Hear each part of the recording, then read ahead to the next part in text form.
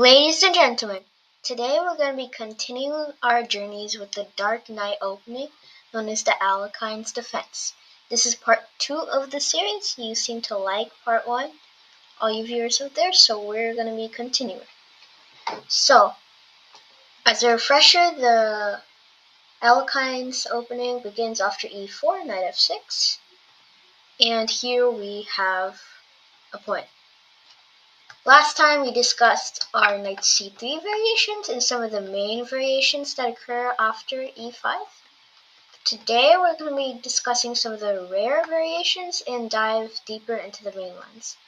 For example, there is this interesting gambit, which I have faced before in actual tournament, which attempts to destroy us in attacking fashion. What White does is that he uses this nice f7 weakness to his advantage. Bishop f7, king f7, queen h5. Now king j8 is forced. g6 is met with the immediate queen to d5, and white forks our knight and our king. Queen to h5, king to g8, queen to e5, e6. And now this is an interesting position that arises. This was some of the main issues I had. I mean, this is an interesting variation, but nobody usually played it, which is kind of surprising. I imagine that most players would play it since the queen is perfectly safe on e4 because there is no move that attacks the queen, like knight to f6 in our case. Wait, is that knight to f6? Yeah, like knight to f6 in our case. So the queen is fine here, and our king cannot castle and is slightly misplaced on d8. But this allows us some counterplay, as our king is, for now, safe, and we can continue to take advantage of the queen in a different way. For example, d5. We need to be as aggressive as possible and try to trade off queens as fast as possible. Queen to e2. And now, something like queen to e4, d4, this will be met with immediate c5 probably. But let's say something like queen to f4, we can meet it with queen to f6. Our primary goal, well, not now, c6, knight to c3, and queen to f6. Our primary goal in this line is to trade off queens without making our pawn structure that bad. The immediate might not be as well because maybe you don't want your king open so fast, but this is primarily fine for us. And we will now be capitalizing on our early development of the pawns and gain a big center with the bishop pair, which white is not acquired. The bishop pair is a very important thing in chess. So, what it does is that these bishops are now bishops. The problem with bishops is that they only control squares of one color, and a more advanced concept is that they're weaker in close positions. Knowing that, bishops of two colors would be much better than just one bishop, since both bishops now control both colors. And capitalizing on the concept that bishops like open positions, because that way they can see more squares, we would like to, try to make very numerous breaks in the center to open up this center position without weakening our king too much. What usually happens is that black trades to one of these bishops and we enter an equal endgame. Or black immediately loses from the attack on the king, which might happen in the future. So a vital concept is to remember that you should be keeping both bishops usually at the same time. So queen to e2, we have c5, f4, bishop to d6. Really any developing move, wrong variation. Any developing move here is fine. Bishop to d6 doesn't need to be played. Just one setup you might want to keep in mind is c6, bishop to d6, queen to c7 possibly if g3 doesn't occur. And we will get our king out with either h6, king to h7. Probably h6, yeah. h6, king to h7. When the queen is not on d3, to prevent the queen to come on d3, white can either play d3, which already doesn't allow this, or if white doesn't want to play d3, like for example c3, we could just immediately be a bit hasty and prevent d3, but we might have problems if d3 immediately, because now white definitely has control. So rather than being, more aggressive, a better plan would be, in this case, let's say a more common move is probably knight to f3 immediately. You should probably play some waiting moves first to see if white is gonna play d3. But let's say white wants to play for a d4 plan instead. This is probably a common plan, you'll see. Here, an important thing to remember is that that's a free pawn. So white will probably have to somehow gambit the pawn and try to do something here. No, that's responders. I don't think, probably the only way to do this is to play d3. There are probably some gambits, as we just discussed, maybe, but I don't think these are any good. You can just take the pawn back. Let's say g3. We will continue, and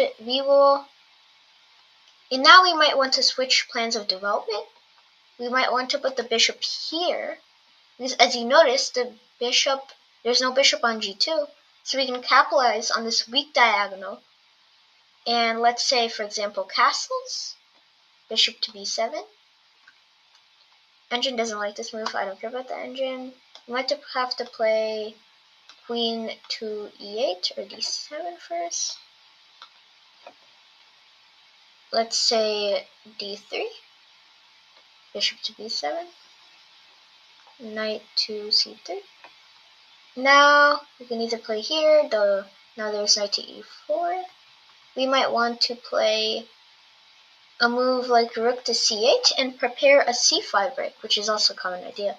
But not going a lot off track, we are going to imagine white just plays the regular d3. Now we can capitalize on this idea, as we mentioned earlier, that the king can go to h7 and there's no checks on the queen to force this back, because white already took up the d3 square. So here it's slightly scary, but we're actually perfectly fine. Knight to f3, king to h7, castles, knight to f8, knight to e5.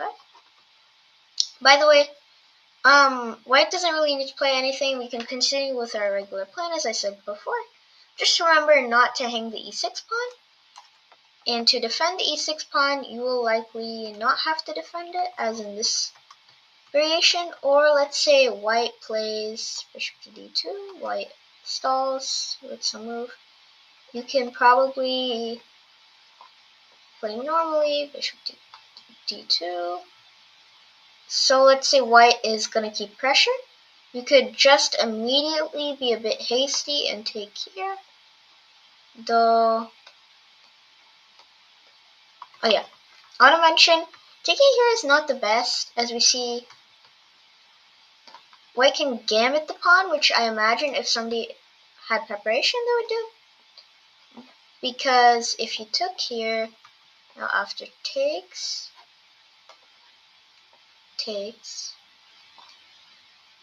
this move, and they fork the pawn.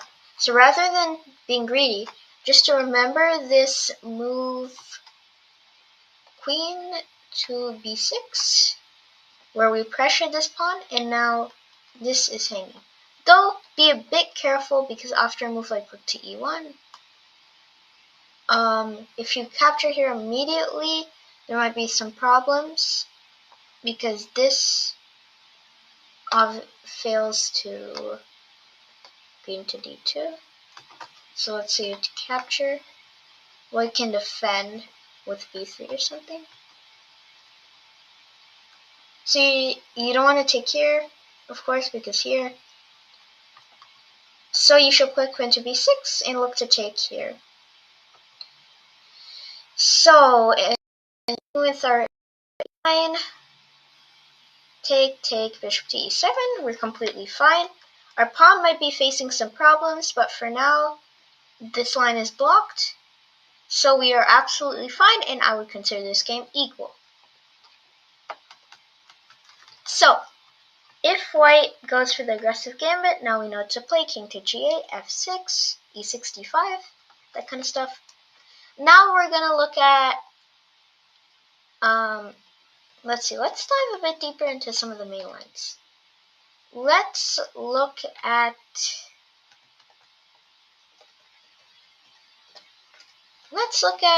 some interesting variations in the ED6. No, let's do the main line first.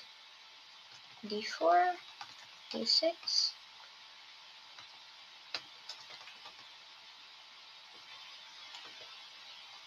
Okay, we looked at this stuff. So D4, not D4, C4. And now in this variation, I want to show you, firstly, C5 is a overextension of the pawns. White completely leaves the D5 square free. This happened to me in some games online.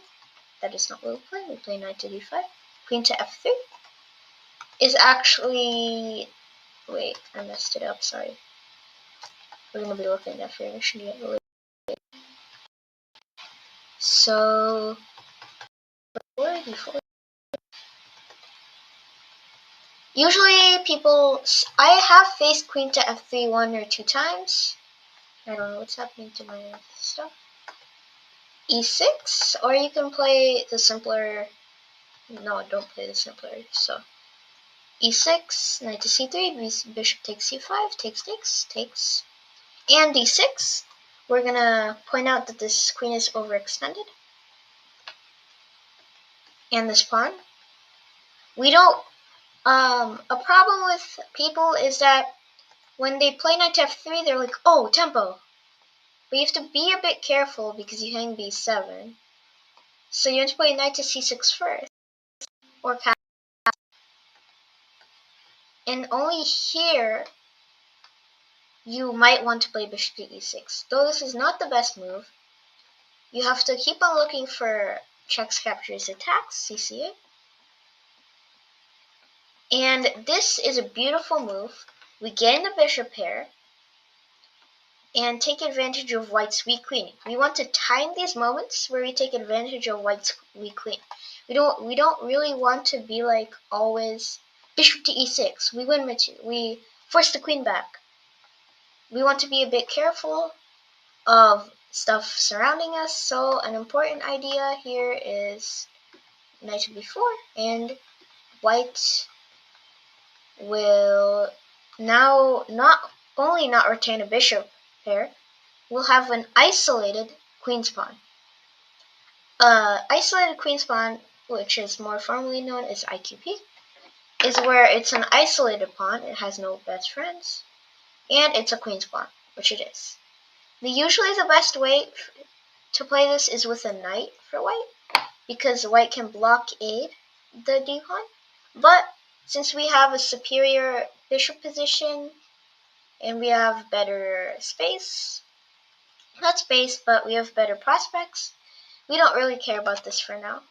And the queen's pawn isn't a major part of the game yet. Bishop to d4, and we are applying pressure. We will likely follow up with like bishop to f5, rook to e8, rook to e8, and then rook to d8, and we are overall fine.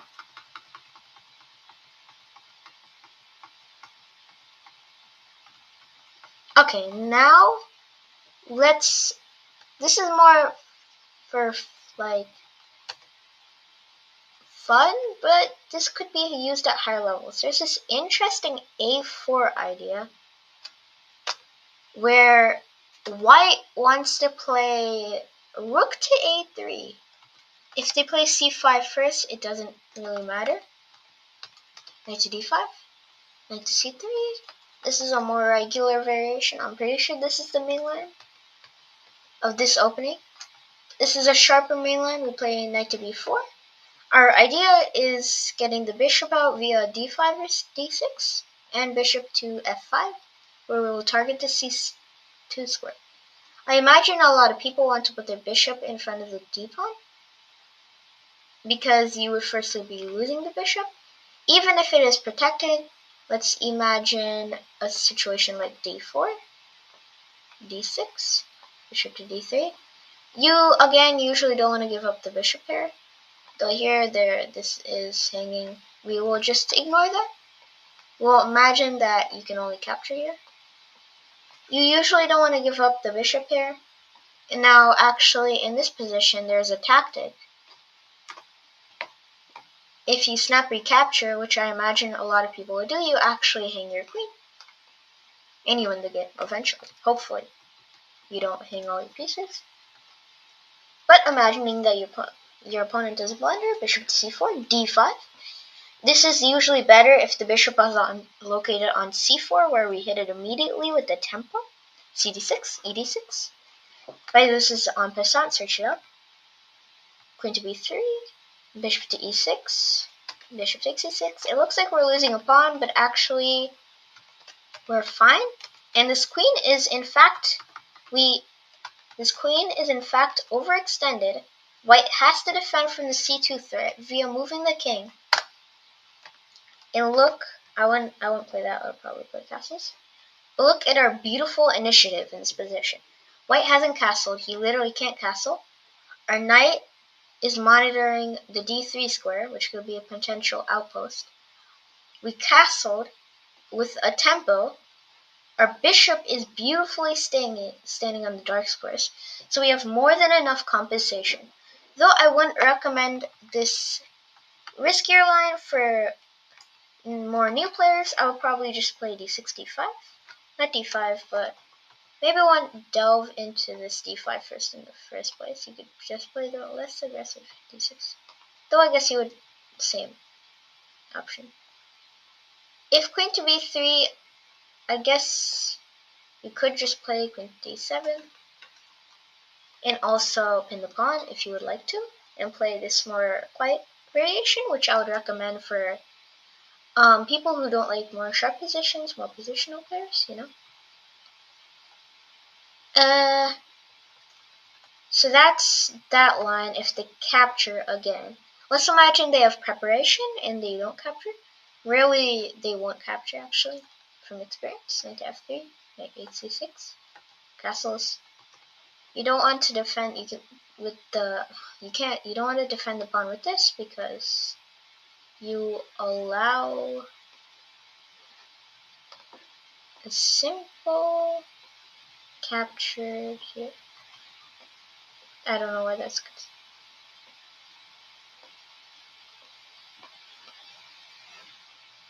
Just capture there. You can't play d4 but you can't play d4 because you can just capture here normally. So let's say castles, which is probably the best move. Knight takes e5. And what white's trying to do is that now that we've lost some stuff, now that they've traded off and we have doubled e-pawns, he's going to win 2 pawns instead of 1. Unless we play queen to e7, which is the best move. We don't want to lose that many pawns. Queen to a3. And we can castle. We've lost a pawn, but look now how we take advantage of our initiative. Queen to d7, knight to c3, castles. And we're relatively fine here. We're not winning, but our initiative allows us to capture this d4 pawn, and we will have some pressure on f2. I guess I wouldn't call this initiative. I'll call this more pressure. We have more simple plans than white, who is going to have to put his queen on e3 to defend the d3 pawn, and white is just stuck, like in some of the famous games Bobby Fischer played, which you can check out on the channel. So that's it for today. Like and subscribe. Thank you so much. We'll be continuing the series if you like it. See you later. Blah blah blah. And